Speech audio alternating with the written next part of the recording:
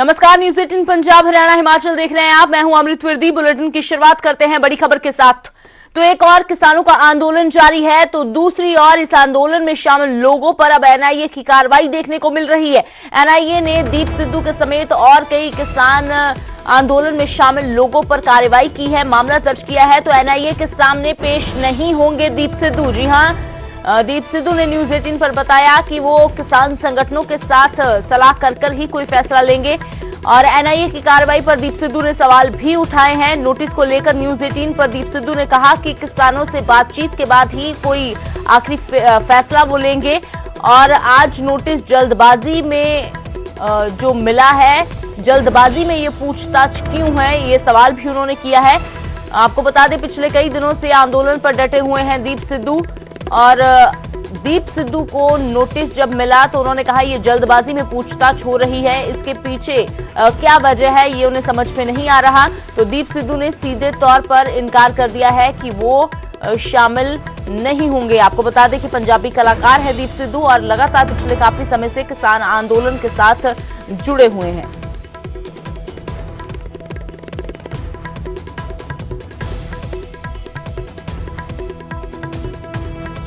NIA ਵੱਲੋਂ ਇੱਕ ਤੋਂ ਬਾਅਦ ਇੱਕ ਕਿਸਾਨ ਆਗੂ ਨੂੰ ਨੋਟਿਸ ਭੇਜਣਾ ਜਾਰੀ ਹੈ, ਜਿੱਥੇ ਲਗਾਤਾਰ ਕਿਸਾਨ ਅੰਦੋਲਨ 50 ਤੋਂ ਜ਼ਿਆਦਾ ਦਿਨ ਟੱਪ ਚੁੱਕੇ, ਤਾਂ ਉੱਥੇ ਬਹੁਤ ਸਾਰੇ ਆਗੂ ਜਿਹੜੇ ਇਸ ਅੰਦੋਲਨ ਨਾਲ ਜੁੜੇ ਹੋਏ ਨੇ, ਚਾਹੇ ਟਰਾਂਸਪੋਰਟਰਾਂ ਦੀ ਗੱਲ ਕਰੀਏ, ਚਾਹੇ ਕਿਸਾਨ ਲੀਡਰਾਂ ਦੀ ਗੱਲ ਕਰੀਏ, ਚਾਹੇ ਇਸ ਨਾਲ ਜੁੜੀਆਂ ਫਿਲਮੀ ਸ਼ਖਸੀਅਤਾਂ ਦੀ ਗੱਲ ਕਰੀਏ, ਉਹਨਾਂ ਨੂੰ ਲਗਾਤਾਰ ਨੋਟਿਸ ਆ ਰਹੇ ਨੇ। ਉਹਨਾਂ ਵਿੱਚੋਂ ਇੱਕ ਨੇ ਦੀਪ ਸਿੱਧੂ, ਜਿਹੜੇ ਮਸ਼ਹੂਰ ਐਕਟਰ ਵੀ ਨੇ ਔਰ ਪਿਛਲੇ ਲੰਮੇ ਸਮੇਂ ਤੋਂ ਕਿਸਾਨੀ ਸੰਘਰਸ਼ ਲਈ ਲੜਦੇ ਆ ਰਹੇ ਨੇ। ਇਸ ਵਕਤ ਮੇਰੇ ਨਾਲ ਦੀਪ ਸਿੱਧੂ ਜੀ ਨੇ।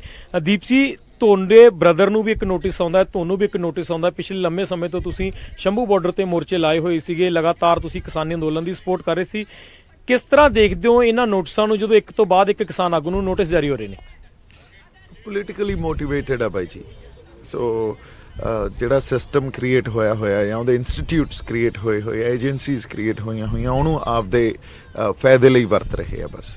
ਸੋ ਇਹ ਤਾਂ ਸਾਨੂੰ ਦੇਖ ਹੀ ਰਿਹਾ ਨਾ, ਸੁਪਰੀਮ ਕੋਰਟ ਹੋ ਜੇ, ਚਾਹੇ ਇਲੈਕਸ਼ਨ ਕਮਿਸ਼ਨ ਹੋਵੇ, ਚਾਹੇ ਇਨਫੋਰਸਮੈਂਟ ਡਾਇਰੈਕਟੋਰੇਟ ਹੋਵੇ, ਹੈ ਨਾ, ਚਾਹੇ ਹੁਣ ਨੈਸ਼ਨਲ ਇਨਵੈਸਟੀਗੇਸ਼ਨ ਏਜੰਸੀ ਹੋਵੇ, ਇਸੇ ਤਰ੍ਹਾਂ CBI ਹੋਵੇ, ਜਦੋਂ ਚਾਹਣ ਜਿਵੇਂ ਚਾਹਣ। 17 ਤਰੀਕ ਨੂੰ ਇੱਕ ਸਮਾਂ ਦਿੱਤਾ ਗਿਆ, ਉਸ ਸਮੇਂ ਪੇਸ਼ ਹੋਣ ਲਈ ਕਿਹਾ ਗਿਆ ਹੈਗਾ। ਕੀ ਤੁਸੀਂ ਉਸ ਸਮੇਂ ਪੇਸ਼ ਹੋ ਰਹੇ ਹੋ ਐਨਆਈਏ ਦੇ ਸਾਹਮਣੇ? ਨਹੀਂ ਜੀ, ਨਹੀਂ ਪੇਸ਼ ਹੋ ਰਿਹਾ ਜੀ। ਕੀ ਕਾਰਨ ਹੈ ਕਿ ਜਿਹੜਾ ਤੁਸੀਂ ਨਹੀਂ ਪੇਸ਼ ਹੋ ਰਹੇ? ਹਵਾਲਾ ਕੀ ਦਿੱਤਾ ਕਿ ਹਾਲੇ ਤੱਕ ਕੋਈ ਲਿਖਤੀ ਰੂਪ 'ਚ ਉਹਨਾਂ ਨੂੰ ਭੇਜਿਆ ਜਵਾਬ, ਜਾਂ ਵੈਸੇ ਆਪਣੇ ਤੌਰ ਤੇ ਇਹ ਜਵਾਬ ਦਿੱਤਾ ਜਾ ਰਿਹਾ? ਨਹੀਂ ਜੀ, ਹਜੇ ਤਾਂ ਆਪਦੇ ਤੌਰ ਤੇ ਜਵਾਬ ਦਿੱਤਾ ਜਾ ਰਿਹਾ, ਕਿਉਂਕਿ ਉਹਨਾਂ ਨੇ ਤਾਂ 24 ਘੰਟਿਆਂ ਦਾ ਸਮਾਂ ਵੀ ਨਹੀਂ ਦਿੱਤਾ। ਜਦੋਂ ਕੋਈ ਨੋਟਿਸ ਆਉਂਦਾ ਉਹਦੇ 'ਚ ਸਫੀਸ਼ੀਐਂਟ ਟਾਈਮ ਦਿੱਤਾ ਜਾਂਦਾ, ਤੁਸੀਂ ਅਪੀਅਰ ਹੋ ਇਨਵੈਸਟੀਗੇਸ਼ਨ ਏਜੰਸੀਜ਼ ਦੇ ਸਾਹਮਣੇ, ਰਾਈਟ, ਤਾਂ ਉਹ ਸਫੀਸ਼ੀਐਂਟ ਟਾਈਮ ਵੀ ਨਹੀਂ ਵੀ 16 ਤਰੀਕ ਨੂੰ ਨੋਟਿਸ ਕੱਢਿਆ, 17 ਨੂੰ ਤੁਸੀਂ ਆਓ ਜੀ, ਅਸੀਂ ਇੱਥੇ ਕਿਸਾਨੀ ਸੰਘਰਸ਼ 'ਚ ਬੈਠੇ ਹਾਂ। ਸੋ ਬਾਅਦ 'ਚ ਜਿਹੜੇ ਸਾਡੇ ਸੁਹਿਰਦ ਬੰਦੇ ਆ ਉਹ ਰਾਇ ਕਰਨਗੇ, ਕਿਉਂਕਿ ਸਾਡੇ ਕਾਫੀ ਬੰਦਿਆਂ ਨੂੰ ਨੋਟਿਸ ਆਏ ਆ, ਇਕੱਠੇ ਹੀ ਆਏ ਆ, ਤੇ ਉਸ ਹਿਸਾਬ ਨਾਲ ਫਿਰ ਫੈਸਲਾ ਲਵਾਂਗੇ। ਫਿਲਹਾਲ ਹਾਲੇ ਲਿਖਤੀ ਰੂਪ 'ਚ ਕੋਈ ਜਵਾਬ ਨਹੀਂ ਦਿੱਤਾ ਜਾਏਗਾ ਐਨਆਈਏ ਨੂੰ? ਨਹੀਂ ਜੀ, ਹਜੇ ਲਿਖਤੀ ਰੂਪ 'ਚ ਕੁਝ ਪਤਾ ਹੀ ਨਹੀਂ। ਉਹ ਤਾਂ ਉਹਨਾਂ ਦਾ ਸਾਹਮਣ ਆਇਆ ਸੀ, ਲਿਖਤੀ ਰੂਪ 'ਚ ਜਵਾਬ ਕੀ ਦੇਈਏ ਉਹਨਾਂ ਨੂੰ। ਹਜੇ ਸਾਨੂੰ ਰਜਿਸਟਰ ਪੋਸਟ ਦੇ ਨਾਲ ਸਾਹਮਣ ਵੀ ਨਹੀਂ ਆਏ, WhatsApp ਕੀਤੇ ਆ। ਸਰ, ਜਿਸ ਤਰ੍ਹਾਂ ਕੁਝ ਆਗੂ ਕਹਿ ਰਹੇ ਨੇ ਕਿ ਐਨਆਈਏ ਦੇ ਸਾਹਮਣੇ ਪੇਸ਼ ਨਹੀਂ ਹੋਣਾ ਆਪਾਂ ਫਿਲਹਾਲ, ਤਾਂ ਕੀ ਇਹਨਾਂ ਬਿਆਨਾਂ ਨੂੰ ਕਿਸ ਤਰ੍ਹਾਂ ਦੇਖ ਰਹੇ ਹੋ? ਕੀ ਲੱਗਦਾ ਤੁਹਾਨੂੰ ਕਿ ਕੋਈ ਬਚਾਅ ਦਾ ਕੋਈ ਰਸਤਾ ਲੱਗਦਾ? ਕਿਉਂਕਿ ਤੁਸੀਂ ਇੱਕ ਐਡਵੋਕੇਟ ਹੋ, ਜੇ ਮੈਂ ਧਾਰਾ ਦੀ ਗੱਲ ਕਰਾਂ, ਤੁਸੀਂ ਬਹੁਤ ਸੀਨੀਅਰ ਵਕੀਲ ਰਹੇ ਹੋ। 120 ਬੀ ਲਗਾਈ ਗਈ ਹੈ, ਸਾਜ਼ਿਸ਼ ਤਹਿਤ ਅਪਰਾਧ, ਜਿਸ ਦੇ ਵਿੱਚ ਕਾਫੀ ਜ਼ਿਆਦਾ ਬੰਦੇ ਜੋੜ ਲਏ ਜਾਂਦੇ ਆ। 124 ਦੀ ਧਾਰਾ ਦੇਸ਼ ਧਰੋਹ ਦੀ ਧਾਰਾ ਹੈਗੀ, 153A 153B ਇੱਕ ਖਿੱਤੇ ਦੇ ਵਿੱਚ ਵੰਡ ਪਾਉਣ ਦੀ ਗੱਲ ਕੀਤੀ ਜਾਂਦੀ ਹੈ, ਜਾਂ ਭੜਕਾਊ ਬਿਆਨ ਦੇ ਕੇ ਦੰਗੇ ਭੜਕਾਉਣ ਦੀਆਂ ਜਿਹੜੀਆਂ 4 ਧਾਰਾਂ। ਜੇ ਮੈਂ ਸਹੀ ਹੋਵਾਂ, ਤੁਸੀਂ ਐਡਵੋਕੇਟ ਹੋ, ਤੁਸੀਂ ਮੈਨੂੰ ਕਰੈਕਟ ਕਰ ਦਿਓ। ਤੇ ਇਹਨਾਂ ਸਾਰੀਆਂ ਧਾਰਾਵਾਂ ਨੂੰ ਕਿੱਦਾਂ ਦੇਖਦੇ? ਕੀ ਦੀਪ ਸਿੱਧੂ ਵੱਲੋਂ ਕੋਈ ਦੰਗੇ ਭੜਕਾਉਣ ਦੀ ਕੋਸ਼ਿਸ਼ ਕੀਤੀ ਗਈ? ਕੀ ਦੀਪ ਸਿੱਧੂ ਵੱਲੋਂ ਕੋਈ ਵੰਡ ਪਾਉਣ ਦੀ ਕੋਸ਼ਿਸ਼ ਕੀਤੀ ਗਈ? ਕੀ ਦੀਪ ਸਿੱਧੂ ਨੇ ਕੋਈ ਦੇਸ਼ ਧਰੋਹ ਕੀਤਾ? ਭਾਈ ਜੀ, ਆਏ ਆ, ਮੈਂ ਤਾਂ ਸਿਰਫ ਆ ਕੇ ਇੱਥੇ ਆਵਾਜ਼ ਹੀ ਬੁਲੰਦ ਕੀਤੀ ਆ ਆਪਦੇ ਹੱਕਾਂ ਖਾਤਰ। ਤੇ ਮੈਂ ਇਹ ਕਿਹਾ ਵੀ ਕਿਸੇ ਵੀ ਤਰ੍ਹਾਂ ਦੀ ਪ੍ਰੋਬਲਮ ਆ, ਹੈ ਨਾ, ਚਾਹੇ ਉਹ ਕਿਸੇ ਨੈਰੇਟਿਵ ਨੂੰ ਲੈ ਕੇ ਹੋਵੇ, ਕਿਸੇ ਬਿਰਤਾਂਤ ਨੂੰ ਲੈ ਕੇ ਹੋਵੇ, ਉਹਨੂੰ ਡਾਇਲੌਗ ਦੇ ਥਰੂ ਤਾਂ ਪਹਿਲਾਂ ਹੱਲ ਕਰੋ ਨਾ। ਪਹਿਲਾ ਮਕਸਦ ਤਾਂ ਸਾਡਾ ਇਹ ਹੋਣਾ ਚਾਹੀਦਾ। ਕਿਸੇ ਨੇ ਮੰਨ ਲਓ ਖਾਲਿਸਤਾਨ ਦੀ ਗੱਲ ਕੀਤੀ, ਤੁਸੀਂ ਉਹਦੇ ਤੇ ਪਰਚੇ ਪਾਤੇ, ਹੈ ਨਾ। ਇਹ ਜਿਹੜੇ ਸਿਸਟਮ ਨਾ ਸੁਹਿਰਦ ਢੰਗ ਨਹੀਂ ਹੁੰਦੇ ਸਿਸਟਮ ਨੂੰ ਚਲਾਉਣ ਦੇ। ਪਹਿਲਾਂ ਤੁਸੀਂ ਡਾਇਲੌਗ ਥਰੂ ਕੋਈ ਵੀ ਪ੍ਰੋਬਲਮ ਆ ਉਹਨੂੰ ਸੋਲਵ ਕਰਨ ਦੀ ਕੋਸ਼ਿਸ਼ ਕੀਤੀ ਜਾਣੀ ਚਾਹੀਦੀ ਆ। ਸੋ ਮੈਂ ਪੁਰਾਣੀਆਂ ਜਿਹੜੀਆਂ ਧਾਰਨਾਵਾਂ ਬਣੀਆਂ ਹੋਈਆਂ ਨਾ, ਉਹਨੂੰ ਤੋੜਨ 'ਚ ਬੜਾ ਵਿਸ਼ਵਾਸ ਰੱਖਦਾ, ਕਿਉਂਕਿ ਉਹ ਇੱਕ ਉਸ ਸਮੇਂ ਦਾ ਨੈਰੇਟਿਵ ਉਵੇਂ ਹੀ ਚੱਲਦਾ ਆ ਰਿਹਾ 30 35 50 ਸਾਲਾਂ ਪੁਰਾਣਾ, ਤੇ ਉਸ ਨੈਰੇਟਿਵ ਨੂੰ ਅੱਜ ਤੱਕ ਅਸੀਂ ਸੁਹਿਰਦਤਾ ਨਾਲ ਨਜਿੱਠਿਆ ਹੀ ਨਹੀਂ, ਨਾ ਸਰਕਾਰ ਨੇ ਨਜਿੱਠਿਆ ਨਾ ਸਾਡੀ ਧਿਰ ਨੇ ਨਜਿੱਠਿਆ। ਸੋ ਇਸ ਕਰਕੇ ਉਹਨੂੰ ਸੁਹਿਰਦਤਾ ਨਾਲ ਨਜਿੱਠੀਏ ਅਸੀਂ ਔਰ ਮਸਲਿਆਂ ਨੂੰ ਸਮਝੀਏ। ਜੇ ਮਸਲਿਆਂ ਨੂੰ ਸਮਝਾਂਗੇ ਤਾਂ ਹੱਲ ਨਿਕਲਣਗੇ, ਜੇ ਨਹੀਂ ਸਮਝਾਂਗੇ ਤਾਂ ਹੱਲ ਨਹੀਂ ਨਿਕਲਣੇ। ਪਰ ਯੂਪਾ ਦੀ ਧਾਰਾ ਦੇ ਤਹਿਤ ਵੀ ਪੁੱਛਗਿੱਛ ਲਈ ਬੁਲਾਇਆ ਗਿਆ ਹੈਗਾ, ਇਸ ਦੇ ਵਿੱਚ ਜਿਹੜੀ 13 14 ਔਰ 15 ਦੀ ਧਾਰਾ ਜੁੜੀ ਗਈ ਹੈ। ਔਰ ਜੇ ਮੈਂ ਗੱਲ ਕਰਾਂ ਕਿ ਕੁਝ ਜਿਹੜੇ ਅੰਦਰ ਦੀਆਂ ਗੱਲਾਂ ਸਾਹਮਣੇ ਆ ਰਹੀਆਂ ਸਨ ਕਿ ਸ਼ਾਇਦ ਕੋਈ ਵਿਦੇਸ਼ੀ ਫੰਡਿੰਗ ਨੂੰ ਲੈ ਕੇ ਪੁੱਛਗਿੱਛ ਕੀਤੀ ਜਾਣੀ ਹੈ ਤੁਹਾਡੇ ਤੋਂ ਵੀ ਔਰ ਬਾਕੀ ਕਿਸਾਨ ਆਗੂ ਜਾਂ ਜਿਹੜੇ ਬਾਕੀ ਲੋਕਾਂ ਤੋਂ, ਕਿ ਕੋਈ ਵਿਦੇਸ਼ਾਂ ਤੋਂ ਫੰਡ ਮਿਲ ਰਿਹਾ, ਕੀ ਇਸ ਚੀਜ਼ ਨੂੰ ਕਿਸ ਤਰ੍ਹਾਂ ਦੇਖ ਰਹੇ ਹੋ? ਬਾਈ ਜੀ ਹੁਣ ਮੈਂ ਤਾਂ ਆਪਦੀ ਗੱਲ ਦੱਸ ਸਕਦਾ ਵੀ ਮੈਂ ਅੱਜ ਤੱਕ 4 ਮਹੀਨੇ ਹੋ ਗਏ ਆਪਾਂ ਨੂੰ, ਜਦੋਂ ਦਾ ਸੰਘਰਸ਼ ਆਪਾਂ ਵਿੱਢਿਆ, ਤੇ ਪਹਿਲੇ ਦਿਨ ਤੋਂ ਜਦੋਂ ਪਹਿਲਾ ਆਪਾਂ ਮੋਰਚਾ ਇੱਕ ਦਿਨ ਦਾ ਲਾਇਆ ਸੀ ਸ਼ੰਭੂ ਬਾਰਡਰ ਤੇ 25 ਤਰੀਕ ਨੂੰ, ਅਕਤੂਬਰ ਸੀ ਨਹੀਂ ਸਪਟੈਂਬਰ ਸੀ ਹਨਾ, ਤੇ ਉਸ ਵੇਲੇ ਤੋਂ ਲੈ ਕੇ ਅੱਜ ਤਾਈਂ ਮੈਂ ਚੈਲੰਜ ਨਾਲ ਦਾਅਵੇ ਨਾਲ ਕਹਿਣਾ ਵੀ ਕੋਈ ਪ੍ਰੂਵ ਕਰ ਦੇ ਵੀ ਆਪਾਂ 1 ਰੁਪਿਆ ਵੀ ਲਿਆ ਕਿਸੇ ਤੋਂ। तो दीप सिद्धू ने कहा कि फिलहाल वो कोई भी फैसला लेंगे तो वो किसान संगठनों के साथ बातचीत करने के बाद ही लेंगे। तो वहीं दीप सिद्धू के साथ आंदोलन में शामिल कई और किसान नेताओं को भी नोटिस जारी किया गया है। सभी को आज पेश होने के लिए कहा गया है। हालांकि किसान नेता बलदेव सिरसा की ओर से भी निजी कारणों का हवाला देकर आज एनआईए के सामने पेश होने से इनकार कर दिया गया है।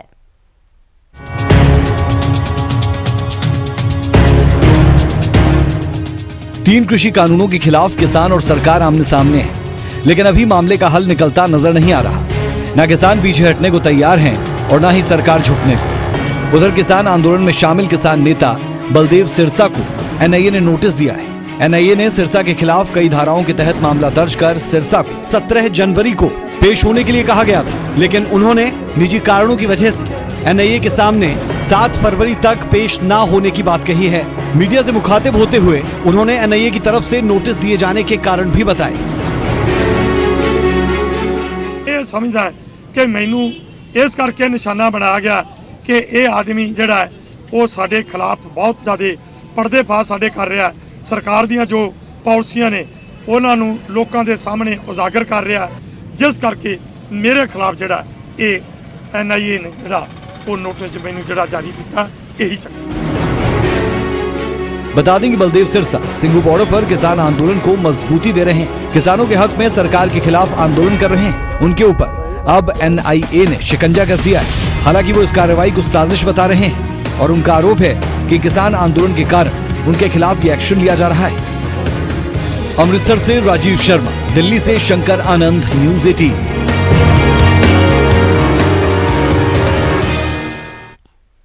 तो वहीं किसान आंदोलन के हल के लिए बनाई गई सुप्रीम कोर्ट की कमेटी के खिलाफ भी बीकेयू लोक शक्ति ने याचिका लगा दी है। याचिकाकर्ता की ओर से कमेटी को निष्पक्ष न होने की बात कही गई है और साथ ही कमेटी में रिटायर्ड जज को शामिल कर पुनर्गठन की मांग की गई है।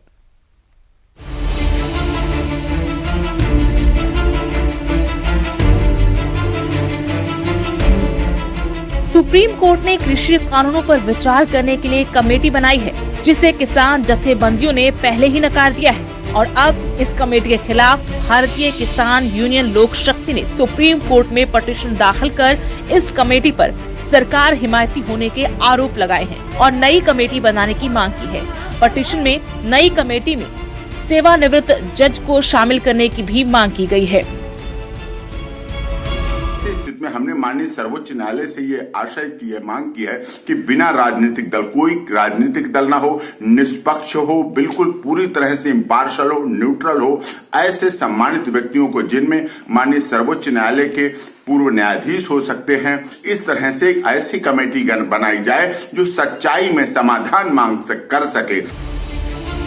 सुप्रीम कोर्ट में 26 जनवरी की ट्रैक्टर परेड के खिलाफ भी सरकार ने पिटीशन दाखिल की है। बीकेयू लोक शक्ति ने इस पिटीशन को रद्द करने की भी मांग उठाई है। सुप्रीम कोर्ट ने जिस कमेटी का गठन किया था, उस कमेटी से किसान नेता भूपिंदर सिंह मान ने खुद को पहले ही अलग कर लिया है, पर किसान जत्थेबंदियों को ये कमेटी फिर भी मंजूर नहीं है। जत्थेबंदियां कमेटी के हक में नहीं है, लेकिन बीकेयू लोक शक्ति ने नई पिटीशन दाखिल कर नई कमेटी बनाने की मांग की है। Bureau report, news 18।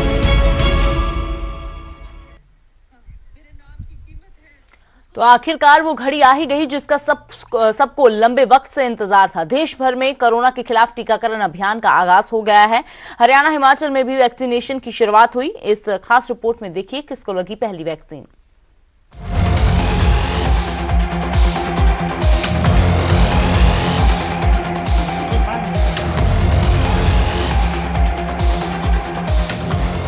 कोरोना के खिलाफ आखिरी और निर्णायक लड़ाई के लिए भारत ने टीकाकरण अभियान का आगाज कर दिया है। शनिवार को देश भर में वैक्सीनेशन अभियान शुरू किया गया। हिमाचल प्रदेश में भी कोरोना वैक्सीनेशन अभियान का आगाज हो गया। सूबे के सीएम जयराम ठाकुर ने शिमला में आईजीएमसी में पहुंचकर टीकाकरण अभियान का शुभारंभ किया। इस दौरान सूबे के सबसे बड़े अस्पताल और मेडिकल कॉलेज आईजीएमसी में पहला टीका एमएस डॉक्टर जनकराज को लगाया गया। इसके बाद दूसरा टीका सफाई कर्मचारी हरदीप सिंह ने लगवाया। आईजीएमसी से हिमाचल प्रदेश की भी इसकी शुरुआत हुई है और मैं सभी प्रदेशवासियों को भी इस बात के लिए बधाई देता हूं। और ऐसी स्थिति में इस वैक्सीन आने के बाद कोविड पूरी तरह से समाप्त होगा। कोविड-19 का जैसे एकदम ठीक है, ओके, मतलब कि ऐसी कोई घबराने वाली कोई बात नहीं है, एकदम सही वैक्सीन है। मैं आगे बताना चाह रहा हूँ और भी भाई बहन जो भी है वो भी लगा सकते हैं। केंद्रीय मंत्रालय भी टीकाकरण की मॉनिटरिंग करेगा। हिमाचल में पहले चरण में 41,000 लोगों को ये वैक्सीन लगाई जानी है। इसमें डॉक्टर्स, नर्स, आशा वर्कर्स, स्वास्थ्य विभाग के चालक, आंगनबाड़ी कार्यकर्ता शामिल हैं। प्रदेश में यह अभियान 2 फरवरी तक चलेगा। 28 दिन तक स्वास्थ्य विभाग कर्मियों को दूसरा टीका लगेगा। प्रदेश सरकार ने स्वास्थ्य निदेशालय कसुम्पटी शिमला में कंट्रोल रूम बनाया है। सीएमओ, बीएमओ और सेंटर इंचार्ज को हर घंटे रिपोर्ट देने के लिए कहा गया है। वहीं हरियाणा में भी टीकाकरण अभियान की शुरुआत हो चुकी है। प्रदेश को कोविशील्ड की 2,41,500 डोज और कोवैक्सीन की 20,000 डोज मिल चुकी है। पहले चरण में 1,90,000 हेल्थ वर्करों को यह वैक्सीन दी जाएगी। इसके लिए प्रदेश की 77 साइट्स तय की गई हैं। इनमें से गुड़गांव और पंचकूला 2 साइट्स पीएम के कार्यक्रम से सीधी जुड़ी हैं। 12 बजे सीएम मनोहर लाल ने भी वीसी के माध्यम से टीम की हौसला अफजाई की। आपने टीका लगवाया, कैसा फील हो रहा है? बहुत अच्छा फीलिंग हो रहा सर, और हम चाहेंगे ये दूसरा टीका भी लग जाए। 28 दिन के बाद लगेगी। स्वदेशी वैक्सीन से कोरोना के खिलाफ हिंदुस्तान जंग लड़ रहा है। टीकाकरण के पहले चरण में फ्रंटलाइन वर्कर्स को वैक्सीन दी जा रही है। इस पल का करोड़ों लोग बेसब्री से इंतजार कर रहे थे। अब उम्मीद है कि कोरोना को जल्द ही खत्म कर दिया जाएगा। Bureau report, news 18। तो बीजेपी के राष्ट्रीय अध्यक्ष जेपी नड्डा के पिता की तबीयत अचानक से बिगड़ गई, जिसके बाद उन्हें बिलासपुर के चांदपुर के प्राइवेट अस्पताल में भर्ती करवाया गया। एनएल नड्डा को सांस लेने में परेशानी आ रही थी, जिसकी जानकारी उन्होंने अपने बड़े दामाद को दी। फिलहाल उनकी सेहत ठीक है और डॉक्टर उन्हें आराम करने की सलाह दे रहे हैं। आपको बता दें कि जेपी नड्डा के पिता एनएल नड्डा पटना विश्वविद्यालय के पूर्व उप कुलपति भी रहे हैं। सांस में दिक्कत हो रही थी, जिसके लिए हॉस्पिटल, एनआर हॉस्पिटल में लाया हूँ। यहाँ कुछ दवाएं दी गई, मेडिकल उपचार हुआ है और इनकी कंडीशन में काफ़ी सुधार हुआ है। अभी वो आराम कर रहे हैं। सांस में दिक्कत में काफ़ी सुधार है। हम लोग यहाँ 24 से 36 घंटा रखेंगे ऑब्जर्वेशन के लिए, और उसके बाद अगर सब सही हो तो फिर उनकी हॉस्पिटल से डिस्चार्ज होंगे।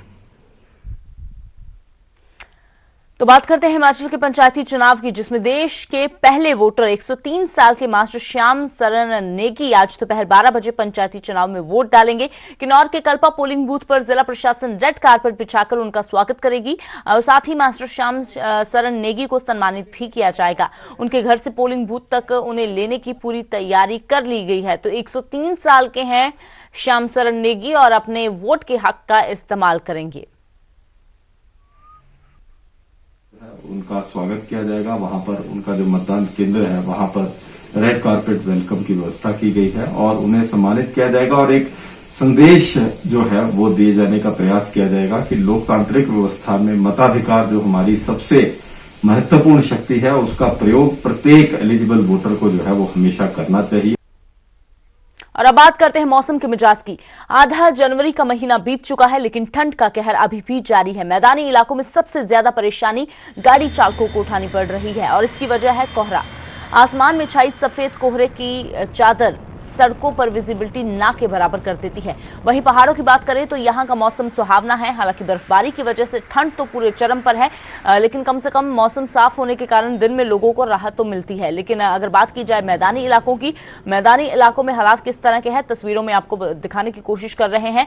जो कोहरा है वो इस तरह से छाया रहता है कि सुबह के समय भी जो शाम का समय ही लगता है जिस तरीके से कोहरा पड़ रहा है। तो फिलहाल मौसम का हाल जान लेते हैं। पंचकुला से मनोज कुमार मेरे सहयोगी जुड़े हैं और शिमला से रणबीर।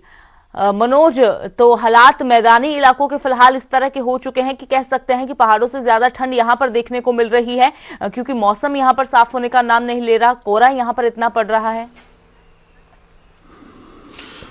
देखिए अमृत, पिछले 3 दिनों से लगातार यही सिलसिला बना हुआ है। बहुत ज्यादा जो पारा है उसमें गिरावट देखी जा रही है और खासकर सुबह के वक्त जितना मैदानी इलाका, खासकर हरियाणा की अगर बात करें तो बहुत ज्यादा कोहरा और धुंध देखने को मिल रही है, जिससे वाहनों की आवाजाही पर इसका व्यापक असर पड़ा है। हालांकि फसलों के लिए इस कोहरे को काफी बेहतर बताया जा रहा है, लेकिन सामान्यतः जो मौसम है इस वक्त, जो पारा है वो सामान्य से 3 से 4 डिग्री नीचे ही है। तो हम कह सकते हैं कि सर्दी का जो सितम है अभी जारी है। और जो मौसम विभाग की अगर बात करें तो इस प्रकार का जो मौसम है, अगर 3 से 4 दिनों का भी जो प्रेडिक्शन है वो इसी प्रकार से रहने वाला है। तो अभी लोगों को उसके लिए तैयार रहना पड़ेगा। हालांकि किसानों के लिए इसमें कोई नुकसान की बात नहीं है, उनके लिए ये मौसम ठीक है। जी बिल्कुल, तो किसानों के लिए ये जो कोहरे का मौसम होता है वो फसलों के लिए एक संजीवनी की तरह साबित होता है, लेकिन आम लोगों को मुश्किलें जरूर झेलनी पड़ रही हैं और आने वाले दिनों में फिलहाल राहत मिलती हुई भी नजर नहीं आ रही। शिमला का हाल जान लेते हैं। तो रणबीर, शिमला का कैसा है मौसम का मिजाज, क्योंकि मैदानों में तो धूप नहीं खिल रही है, शिमला में किस तरह के हालात हैं?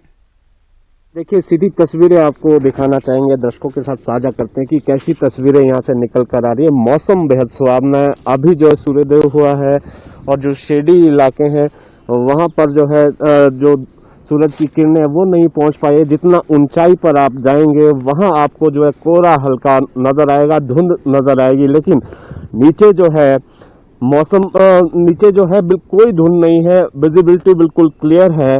यहाँ पर राजधानी शिमला में पहाड़ मैदानी इलाकों की तुलना में यहाँ पर मौसम बिल्कुल विपरीत है। पिछले 2 दिनों की अगर हम बात करें उसके मुकाबले जो है आज पारा जो है लगातार चढ़ता जा रहा है। दिन के समय जो अधिकतम तापमान है वो 18 डिग्री तक पहुंच रहा है।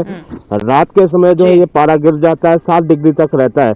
लेकिन शिमला के लिहाज से अगर बात करें, ये जो ठंड है ये बिल्कुल नहीं है। सामान्य तौर पर जिस तरह से यहाँ के लोगों के लिए जो ठंड बिल्कुल, तो रणबीर, कुल मिलाकर वाकई में ये तस्वीरें काफी हैरान कर देने वाली हैं कि पहाड़ों में धूप खिली हुई है सुबह के समय ही, और मैदानों में अभी तक जो कोहरे की चादर है छाई हुई है, जो अगले कुछ घंटों तक ऐसे ही बनी रहेगी। शुक्रिया फिलहाल ये तस्वीरें दर्शकों के साथ साझा करने के लिए। मनोज, आपका भी शुक्रिया मौसम का हाल बताने के लिए। तो पहाड़ों पर धूप है लेकिन मैदानों में कोहरा छाया हुआ है। अब बात करते हैं कोविड-19 की, जिस महामारी ने परस्पर निर्भरता की भावना को सुदृढ़ किया है, जिससे कि पूरा देश इस विपत्ति का एकजुट होकर मुकाबला कर सके। वैक्सीनेशन के ऐलान के बाद जरूरत होगी कि सभी अपना सर्वश्रेष्ठ योगदान दें और नेटवर्क 18 इस मुहिम में हर कदम पर आपके साथ होगा। जब तक सभी सुरक्षित नहीं होंगे तब तक कोई भी सुरक्षित नहीं होगा। इसी सोच के आधार पर हमारे कैंपेन संजीवनी का लक्ष्य ये सुनिश्चित करना है कि वैक्सीन लेना सभी भारतीयों का अधिकार है।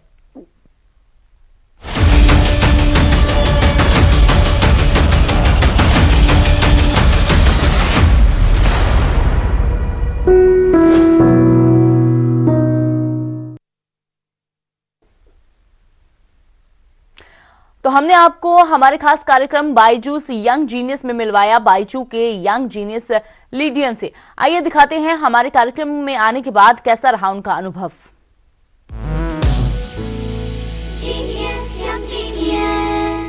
बायजूस यंग जीनियस में हमारी कोशिश है आपसे मिलवाएं उन नायाब सितारों से, उन नायाब हीरो से जो कि हमारे देश भर में फैले हुए हैं। यंग जीनियसेस जिनकी उम्र छोटी है पर कारनामे बड़े। एक ऐसे ही यंग म्यूजिकल जीनियस से हम रूबरू हुए बायजूस यंग जीनियस में। उनका नाम है लिडियन नादस्वरम, जो अभी हमारे साथ जुड़ रहे हैं वापस। लिडियन, hi, this is Anand here. How are you? Hello uncle, I'm fine, uncle. Thank you. How was the experience on Byju's Young Genius? Because I had a fantastic time watching you perform, talking to you. Did you enjoy yourself? Of course, I did enjoy myself, and it was an honor for me to be there. And I also played in a Steinway piano, so which is very rare to play in India. What stood out for me was your Jugalbandi, that impromptu, jamming with Shankar sir. Yeah, I also did with Shankar Mahadevan, uncle, which was a real bless for me. Great. And have you, how has the family back home reacted? How have your friends reacted? Yeah, they are also happy by watching me on the Byju's Young Genius show. And they're all feeling really happy. And they shared it and they spread the news. Spread the news. Thanks, Lydian. Thank you so much. Thank you so much. Thank you.